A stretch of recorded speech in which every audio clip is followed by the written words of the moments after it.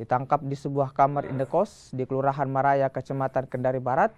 Saat ditangkap, pelaku bersama 2 orang rekannya yang juga wanita. Polisi juga menemukan 64 saset kecil sabu di dalam lemari. Penangkapan pelaku atas laporan masyarakat yang resah dengan aktivitas peredaran dan transaksi narkoba di wilayah Kelurahan Kemaraya. Pelaku yang juga ibu rumah tangga ini diketahui baru lepas dari penjara dengan kasus yang sama.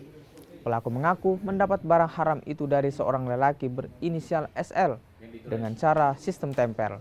Dari sabu yang diedarkan, pelaku mendapat upah Rp100.000 per gram.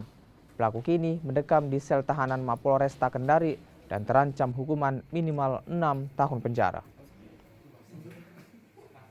Dilakukan penggeledahan di dalam kamar kos saudari HD, di mana dalam penggeledahan ditemukan barang bukti diduga narkotika sebanyak 64 saset atau sekitar 25,56 gram.